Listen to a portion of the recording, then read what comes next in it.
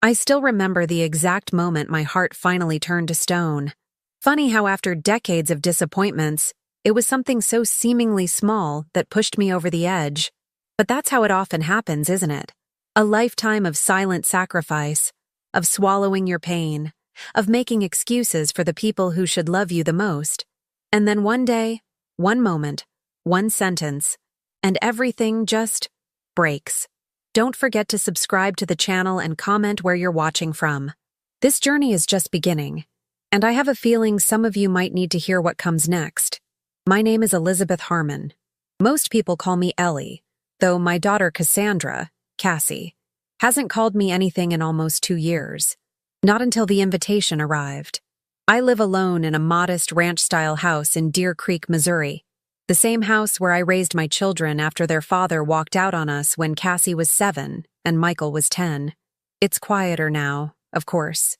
The walls that used to echo with laughter, arguments, music lessons, and teenage door slams now just hold the gentle ticking of the grandfather clock in the hallway and the occasional meow from Churchill, my Maine Coon cat, who's almost as old as my estrangement from my daughter. The invitation arrived on a Tuesday, embossed with silver foil and tied with a pale blue ribbon. "You're invited to celebrate the upcoming arrival of baby boy Reynolds," it read, with Cassie and her husband James's names underneath. 2 years of silence. And now this.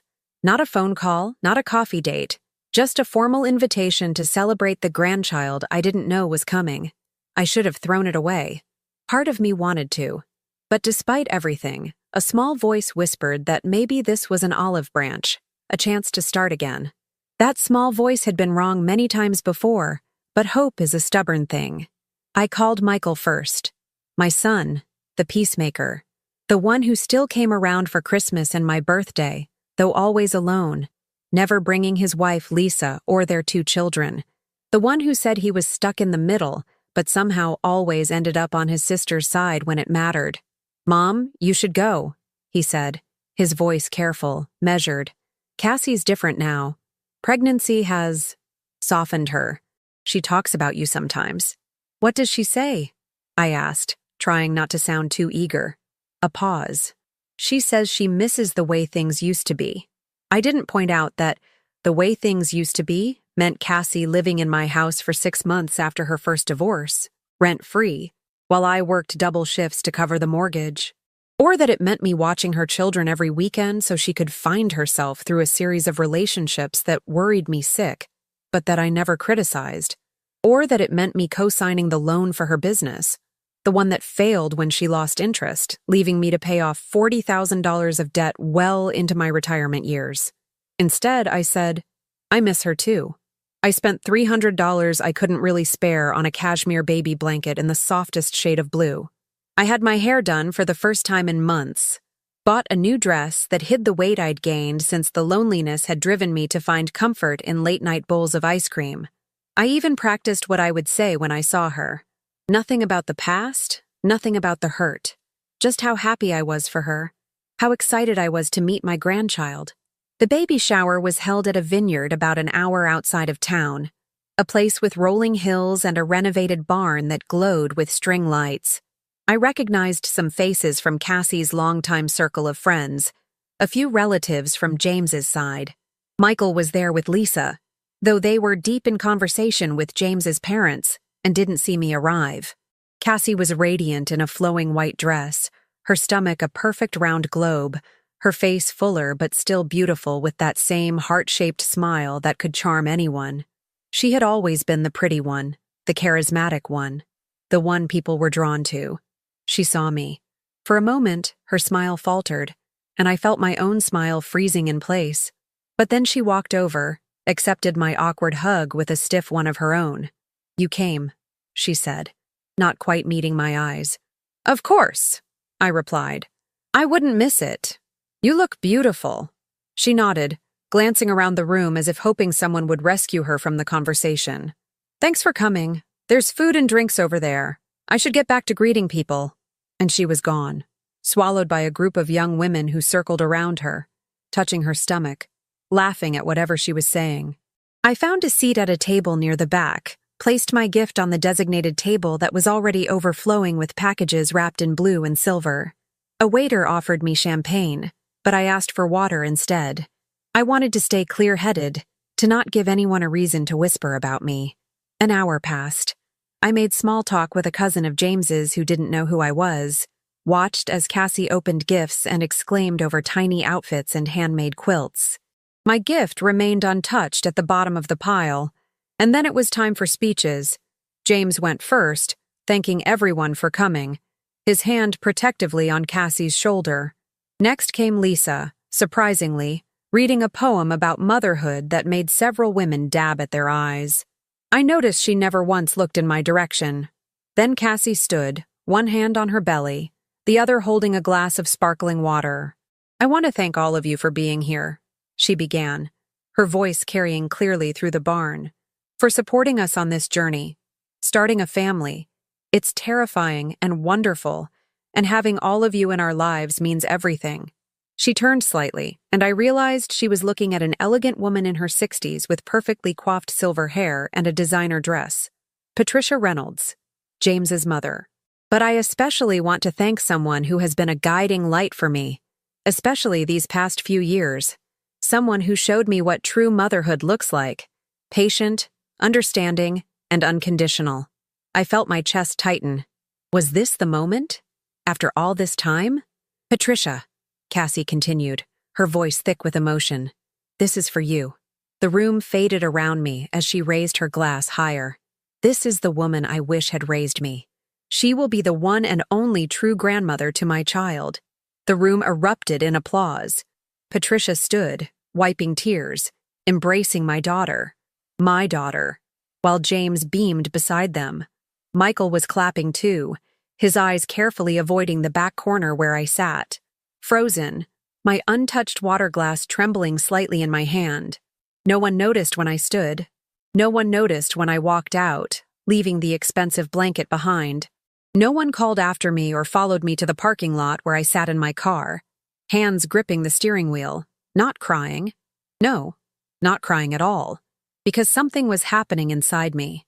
Something cold and clarifying, like ice water being poured slowly, deliberately down my spine. Every slight, every disappointment, every moment I had excused away with, "But they're my children," it all crystallized into a single, sharp point of understanding. I'd been a fool, a complete and utter fool. I drove home in a state of such calm that it should have frightened me. But fear requires uncertainty, and I was no longer uncertain about anything. That night, I made 3 phone calls. The first was to my attorney, the one who had helped me after the divorce, who had drawn up my will years ago, naming my children as beneficiaries of my modest estate and the life insurance policy I'd faithfully paid into for decades. The second call was to Frank Delaney, an old friend who worked in private investigations. We'd dated briefly after my divorce, but remained friends when the romance fizzled. The third call was to a storage facility across town, where I rented a climate-controlled unit and arranged for 24-hour access. I slept dreamlessly that night and woke before dawn. By the time the sun rose, I had already packed several boxes and loaded them into my car. Old photo albums, baby books, the art projects and school awards I'd carefully preserved. 30 years of memories, documented and saved because that's what mothers do. But I wasn't just a mother anymore. I was something else now. Someone else. As I pulled into the storage facility, my phone rang. It was Michael. "Mom, where did you go yesterday? Cassie was looking for you." The lie came easily. I felt ill. The drive, the heat. I didn't want to ruin her day. "Oh." He sounded relieved, probably that he wouldn't have to defend my early departure to his sister. "Well, she wanted to thank you for the blanket. It was really nice. I'm glad she liked it," I said, my voice pleasant, empty. "Listen, Mom, what Patricia said, what Cassie said about her. You know how Cassie gets carried away. She didn't mean—" "It's fine, Michael. Truly. I understand perfectly now."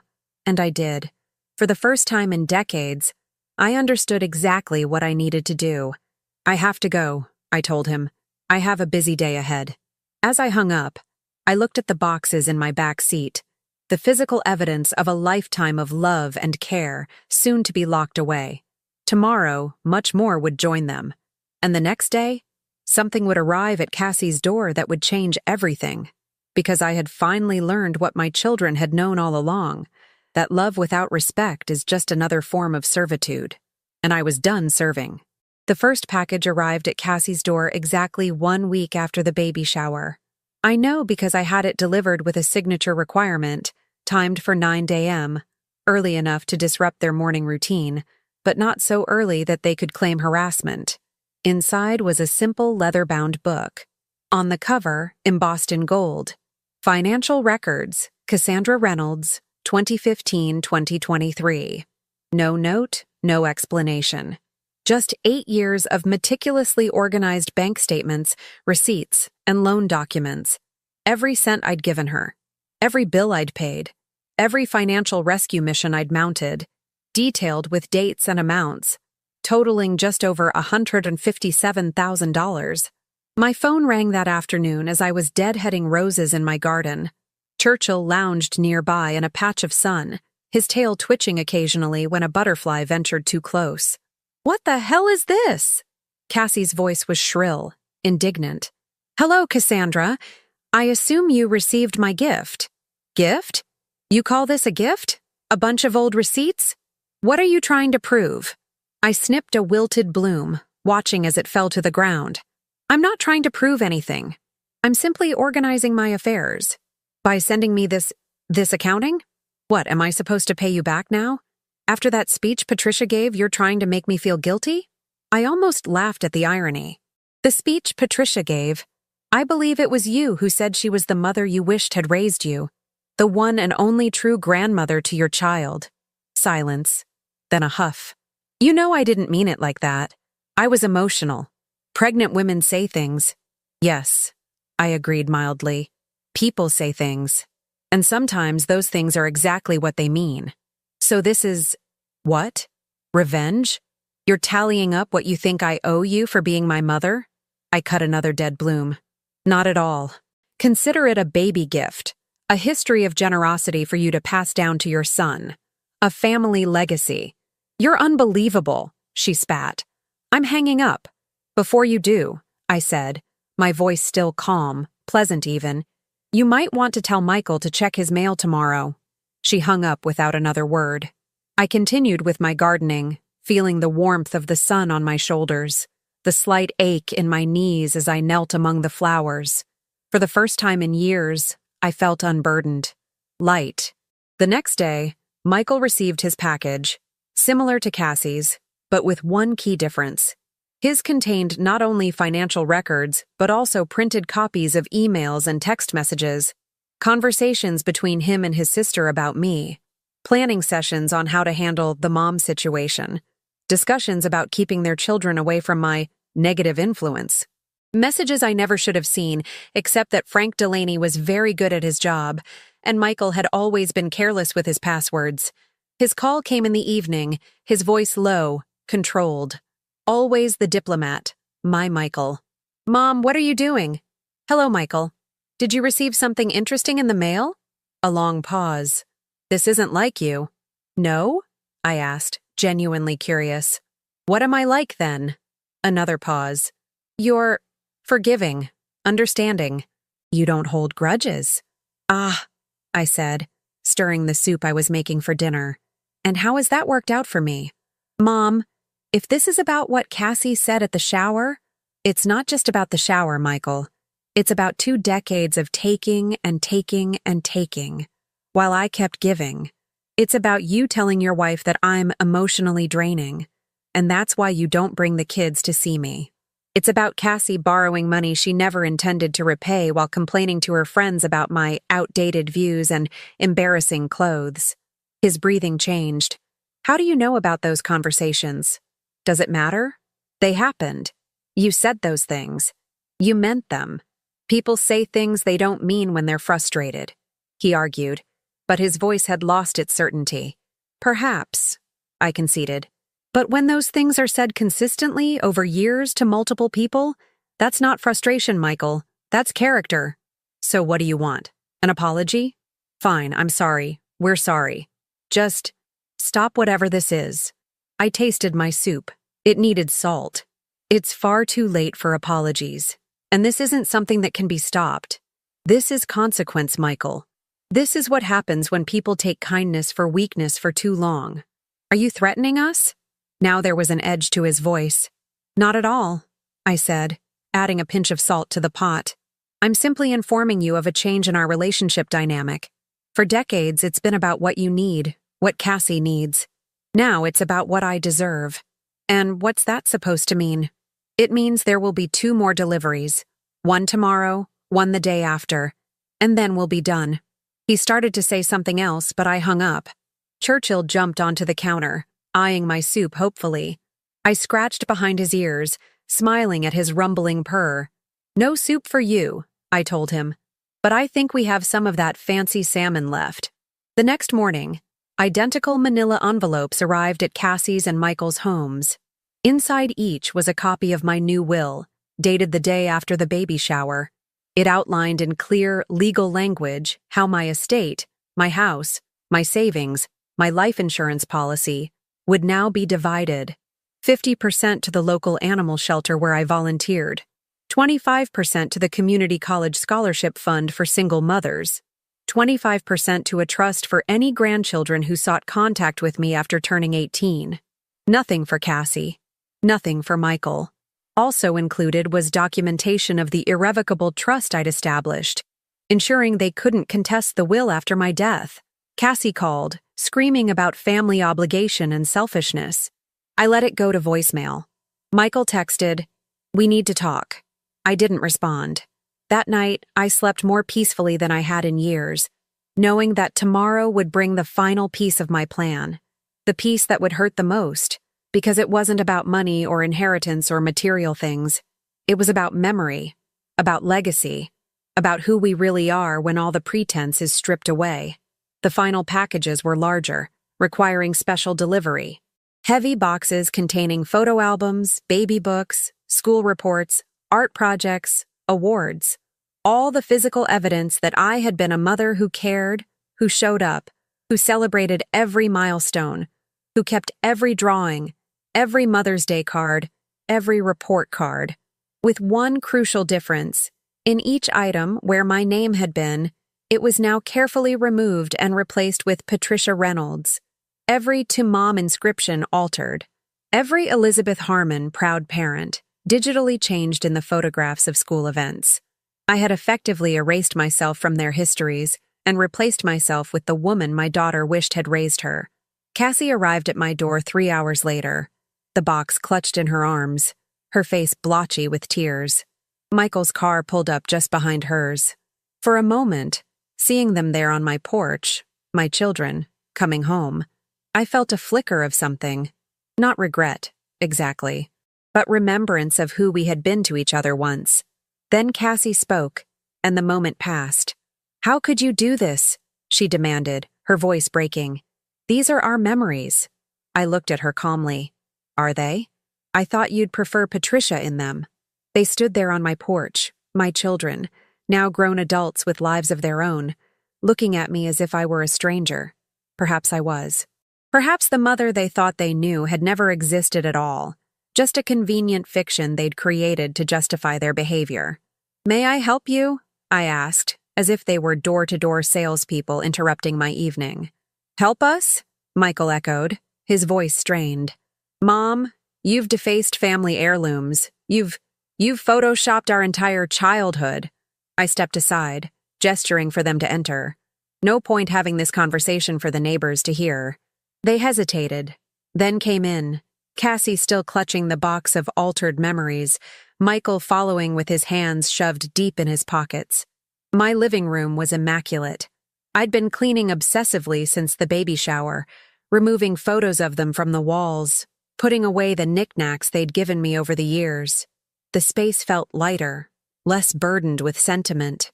"What I've done," I said calmly, "is honor your wishes." Cassie made it very clear who she considers her true mother figure. I'm simply adjusting our shared reality to match.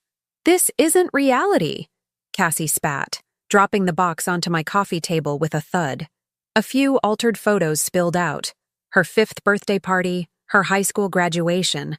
This is sick. It's manipulative.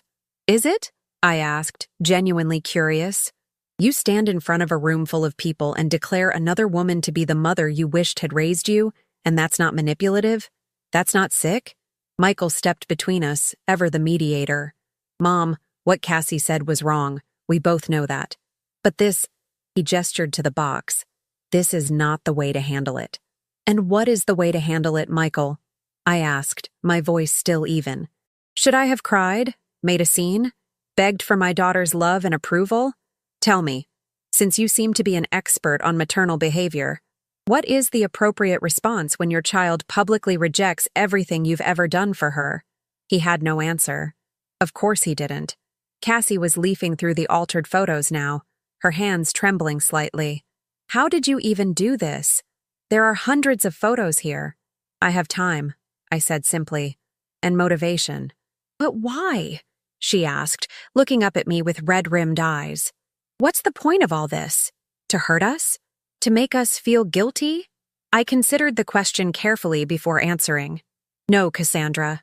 Not to hurt you or to instill guilt. Those are emotions, and this isn't about emotions anymore. This is about truth, about consequences, about the stories we tell ourselves and others. Michael ran a hand through his hair. A gesture so like his father it made my chest tighten for a moment. So what's the endgame here, Mom? You cut us out of your will. You deface our childhood memories. You send us accounting ledgers of everything you've ever spent on us. What do you want from us? Nothing, I said, and I meant it. I want absolutely nothing from either of you. That's the point. They exchanged glances, clearly not believing me. I've spent decades wanting from you, I continued. Wanting your time, your consideration, your respect. Wanting to be included in your lives in any meaningful way. Wanting acknowledgement for the sacrifices I made. I'm done wanting. I'm done hoping. I'm done making excuses for behavior that, if it came from anyone else, would be considered unconscionable. Cassie's hand moved protectively to her pregnant belly. So that's it? You're just canceling us? Your own children? Your grandchild? I'm not canceling anyone, I corrected her. I'm accepting the reality you've both created. In that reality, I am not a mother worthy of respect or kindness. I am not a grandmother who deserves to know her grandchild. I am, at best, an obligation. At worst, an embarrassment. That's not fair, Michael protested, but weakly. Isn't it? I walked to my desk and pulled out a folder, handing it to him. These are printouts of your conversations with Lisa about me, about how I'm too needy, how I always make everything about myself, about how you avoid bringing the children to see me because I'm hard to be around. His face paled as he flipped through the pages. How did you get these? I ignored the question. And these, I said, handing a similar folder to Cassie, are your text exchanges with friends after I helped you move into your new house last year. The one where you mock my clothes, my hair, my outdated opinions, where you tell them I'm only good for free babysitting and loans. Cassie's cheeks flushed dark red. You spied on us? You hacked our accounts? That's illegal. So is fraud, I replied evenly. Which is what you committed when you used my credit card to pay for your spa weekend last summer without my knowledge. Or when Michael borrowed my car and got a parking ticket that he never told me about, leaving me to deal with the consequences. I sat down in my armchair, suddenly tired. Not emotional, just physically exhausted by their presence, their indignation, their refusal to see themselves clearly. I don't expect either of you to understand what I'm doing or why, I said. I don't expect apologies or remorse. Those things would require self-awareness that you've never demonstrated. What I do expect is for you to leave my home now and to respect the boundaries I've established.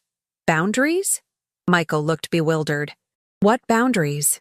I will not be attending family functions. I will not be lending money or providing childcare. I will not be answering late-night calls for emotional support or crisis management.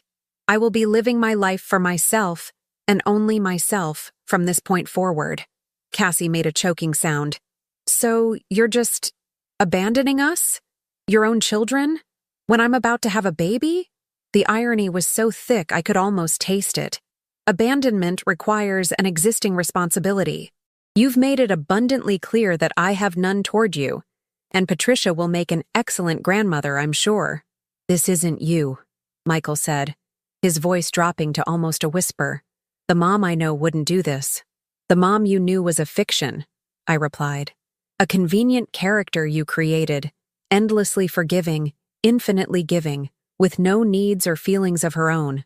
That person never existed. She was just a role I played because I thought that's what mothers were supposed to do. I stood again, making it clear our conversation was ending. You should go now, both of you. And if we don't? Cassie challenged, her chin lifted in defiance. If we want to work this out, there's nothing to work out, I said. This isn't a negotiation or a temporary punishment that you can wait out. This is my life now. My choice. You'll regret this, she said, her voice hard. When my son is born and you're not part of his life, you'll regret this bitterness. I looked at her, this daughter I'd carried inside me, had raised through illness and heartbreak and triumph, and felt nothing. No anger, no sadness, no wistfulness, just a clear-eyed understanding of who we were to each other now. I've had many regrets in my life, Cassandra, I said quietly, loving you both too much to set proper boundaries, excusing behavior I would never tolerate from anyone else, believing that maternal love meant endless self-sacrifice. But this moment right here, this will never be among them. I opened the front door. Goodbye. They left finally, Michael dragging a still protesting Cassie by the elbow. I watched from the window as they stood in the driveway, arguing with each other, gesturing back toward the house. Eventually, they got into their separate cars and drove away. Churchill wound around my ankles, purring loudly in the sudden silence of the house. I bent to stroke his fur, feeling the steady thrumming of his contentment. It's just us now, I told him, and that's more than enough. That night, I dreamt of wide-open spaces, of horizons unfettered by obligation or guilt. I woke feeling lighter than I had in years, as if I'd put down a burden I'd been carrying for so long I'd forgotten what it felt like to stand up straight. The next day, I changed my phone number. The day after that, I closed my social media accounts. A week later, I began volunteering at a literacy program for adults, something I'd always wanted to do but never had time for between Cassie's dramas and Michael's crises. I waited for regret to come, for maternal instinct to override my resolve. It never did. Instead, something else bloomed in the spaces where worry and disappointment had lived for so long. Something that felt remarkably like peace. 3 months passed. Autumn arrived, painting the trees in my neighborhood with fiery oranges and deep reds. I planted bulbs in my garden, tulips and daffodils that would burst through the soil next spring, long after the winter's chill had passed. A promise to myself about endurance, about rebirth. I hadn't heard from either of my children since that night in my living room. No calls from new numbers, no unexpected visits, no messages passed through mutual acquaintances. It was as if they had taken me at my word, finally respecting at least one of my wishes. Or perhaps they were simply waiting me out, assuming that maternal instinct would eventually overcome my resolve, that I would break first, reach out, apologize for daring to stand up for myself. If so, they would be waiting a very long time. I settled into new rhythms. Mornings at the literacy center, helping adults who had slipped through educational cracks learn to decode the written world around them. Afternoons in my garden, or at the local museum where I'd begun giving tours 2 days a week. Evenings with Churchill and books I'd always meant to read, or films I'd put off watching because someone always needed something more important from me. It was during one of those quiet evenings when the doorbell rang. I wasn't expecting anyone, and for a moment, I considered not answering, but curiosity won out. Standing on my porch, looking uncomfortable in a suit that seemed slightly too tight around his middle, was James, Cassie's husband, the father of my unborn grandchild. Mrs. Harmon, he said, formal and stiff. We had never been close, James and I. He'd always seemed slightly intimidated by me, though I'd never given him reason to be. James, I replied, not inviting him in. What brings you here? He shifted his weight, glancing back at his car in the driveway as if contemplating escape. I'm here about Cassie. Of course he was. In our few interactions over the years, James had never once sought me out for any other reason. Is she all right? She's fine. Well, physically fine. He ran a hand through his hair. Look, can I come in? This is awkward enough without having to do it on your doorstep. I considered refusing, but again, curiosity prevailed. I stepped aside, allowing him into my home. James stood awkwardly in my living room, declining my perfunctory offer of tea or coffee. Finally, he spoke. Cassie doesn't know I'm here. She'd kill me if she knew. Then why are you here, James? He sighed deeply. Because she's miserable. She cries all the time. Her blood pressure is up, which isn't good for the baby.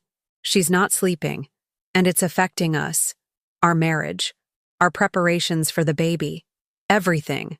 I waited, saying nothing. This was not my problem to solve. She made a mistake, he continued. What she said at the shower. It was cruel and thoughtless. I told her so at the time, but she was... He trailed off.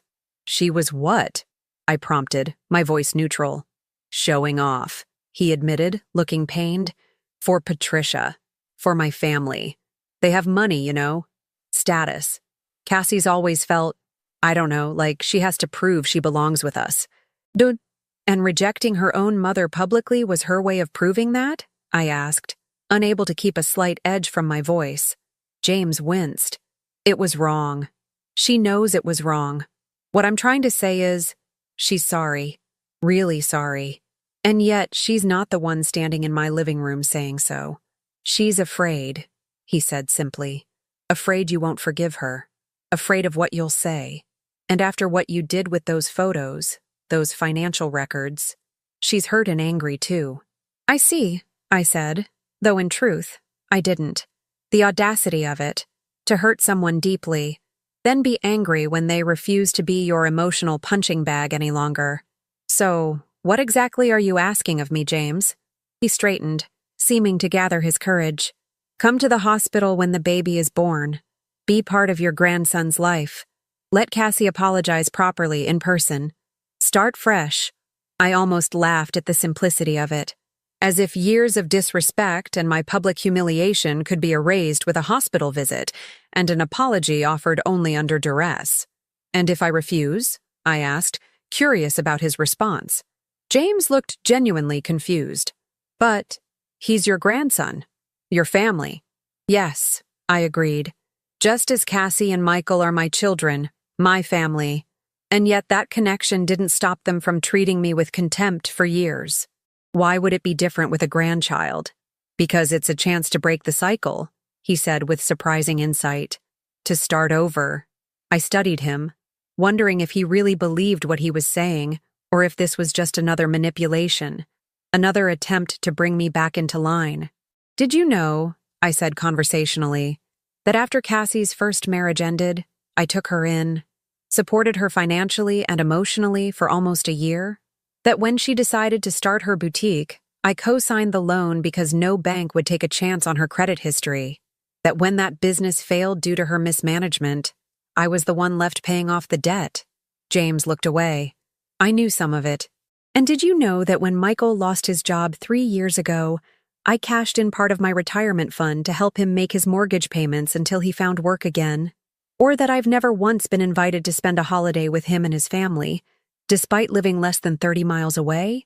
Mrs. Harmon, the point, James, is not to catalog their failings or my sacrifices. The point is that relationships, even family relationships, require reciprocity, respect, and care to survive.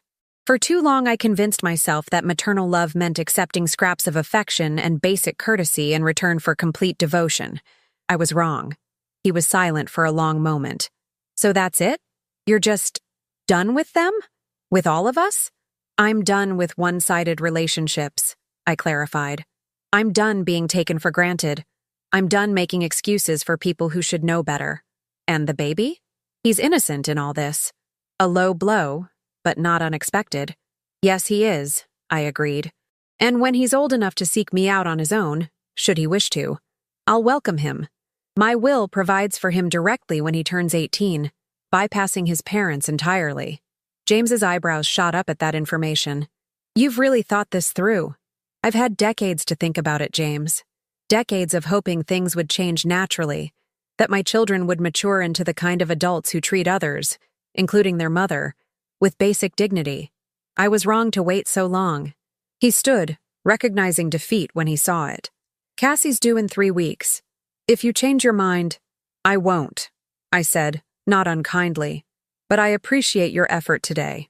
It shows character. At the door, he paused. For what it's worth, I told Cassie she was wrong. About what she said at the shower. About how she's treated you. I've always respected you, Mrs. Harmon. Thank you, James. I hope you'll be a better parent than your wife has been a daughter. After he left, I sat in my darkening living room, Churchill purring on my lap, and waited again for regret, for doubt, for the maternal longing that society had always promised would override all other considerations. It never came. Instead, I felt a curious sense of validation. James's visit had confirmed what I'd long suspected, that my children saw my love as a resource to be exploited, rather than a relationship to be nurtured. Even now, facing the consequences of her actions, Cassie couldn't bring herself to approach me directly, to take responsibility without qualification. My phone buzzed with a text from the Literacy Center coordinator, asking if I could come in early tomorrow to help with a new student. I replied immediately that I would. As I set the phone down, I realized I was smiling. This, then, was the unexpected gift of my children's rejection. The freedom to say yes to a life that served me, not just them. The space to discover who Elizabeth Harmon was when she wasn't defined by maternal sacrifice and endless forgiveness. 3 weeks later, I received a birth announcement in the mail. Alexander James Reynolds, 7 lbs 4 Oz, 21 inches long. A photo of a red-faced newborn, wrapped in the blue cashmere blanket I'd left at the shower. On the back, in Cassie's handwriting, your grandson. If you want to meet him, call me. I placed the announcement on my mantel, next to a framed photograph from my recent museum fundraiser. I looked at the baby, my grandson, and felt a complicated mixture of emotions. Not regret, not exactly, but acknowledgement of what might have been, in another version of this story. I did not call. Some bridges once burned should remain ashes. 1 year passed, then 2. My life settled into patterns that pleased me. Volunteering, gardening, occasional travel with friends I'd made at the museum. I dated briefly, a kind widower named Robert who taught architecture at the community college. But we ultimately decided friendship suited us better than romance. I sold my house, the one where I'd raised my children, and bought a smaller place closer to the lake. It had a sunroom where Churchill could nap in patches of warmth, and a garden that burst with wildflowers every spring. I felt no nostalgia leaving the old house behind. It had served its purpose, just as I had served mine as a mother. Occasionally, news of Cassie and Michael reached me through the small-town grapevine. Michael had been passed over for partner at his law firm. Cassie and James were struggling financially. Her latest attempt at entrepreneurship, a children's clothing boutique, was failing just like her previous ventures.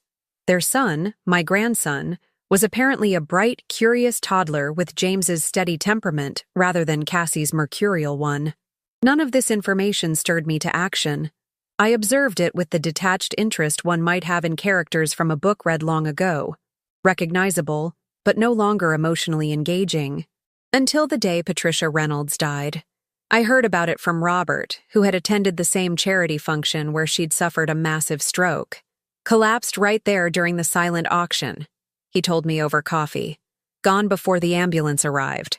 I nodded, absorbing the information without comment. Robert, who knew my history through the careful, edited version I'd shared, watched me closely. Will you reach out to your daughter? I imagine she's taking it hard. No, I said simply. That chapter is closed. He accepted this without judgment, one of the qualities I most appreciated about him. 3 days later, as I was planting new rose bushes along my garden path, a car pulled into my driveway.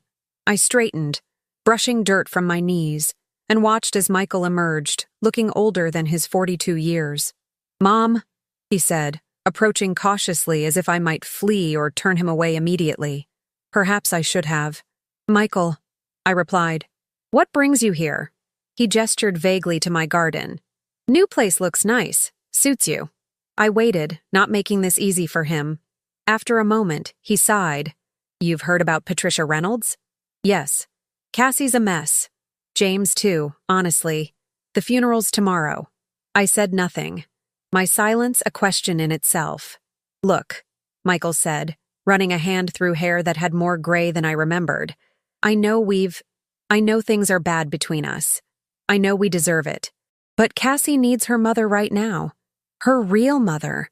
The irony was so rich it could have nourished my garden. Does she? The same mother she publicly rejected? The one she wished had never raised her? Michael winced. She was wrong. We were both wrong. About so many things. Yes, I agreed. You were. A beat of silence stretched between us. So you won't come? Not even to support her during a time of grief? I regarded my son thoughtfully. This man I'd once known better than anyone. When your father left us, I grieved. I was terrified, alone with 2 small children and no support. Did either of you consider my grief then? Or any of the times after, when I faced loss or hardship on my own while still caring for you both? He looked away. That was different. How? Because my pain was inconvenient? Because acknowledging it might have required you to see me as a person, not just a resource. Because we were kids, he said defensively. And when you were adults? When I needed surgery 3 years ago and neither of you offered to help during my recovery? When my sister, your aunt, died, and you both sent flowers but couldn't be bothered to attend the funeral? Was my grief less real then, Michael?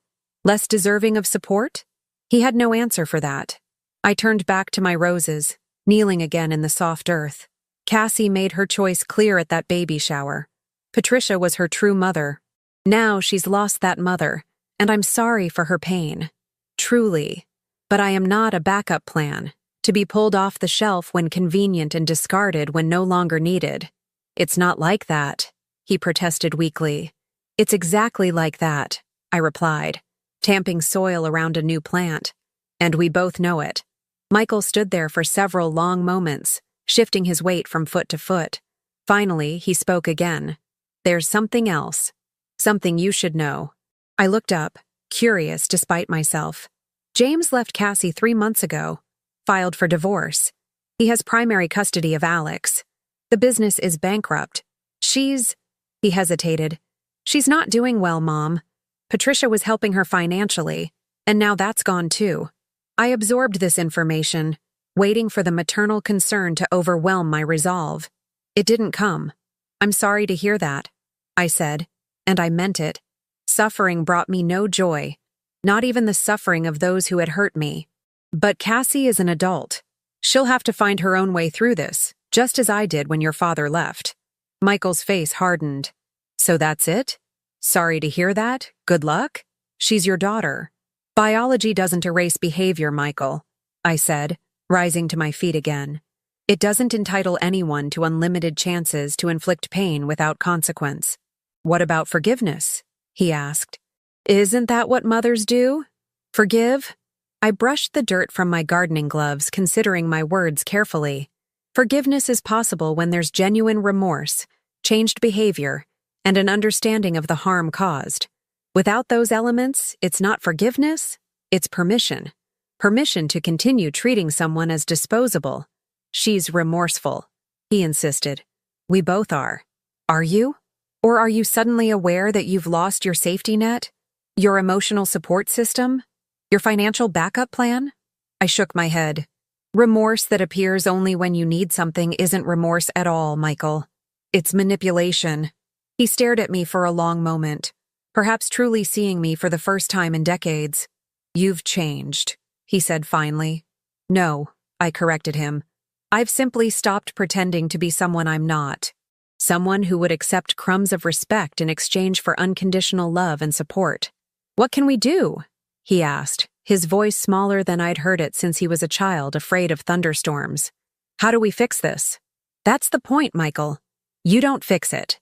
Some things once broken, stay broken. You learn to live with the consequences of your actions, just as I've learned to live with mine. And Alex, your grandson? He's innocent in all this. Yes, he is, I agreed.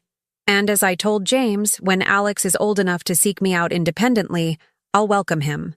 Until then, he has his father, who seems to be a decent man. And he has you, I assume. Michael nodded. I try to help where I can. Then he'll be fine. I turned toward my house. I have a lunch appointment, Michael. I need to get cleaned up. He made no move to leave. Will you at least think about coming to the funeral? For closure, if nothing else? I paused at my back door. I found my closure 2 years ago, when I finally accepted that the children I raised were not the adults I'd hoped they'd become. I wish you and Cassie well, Michael.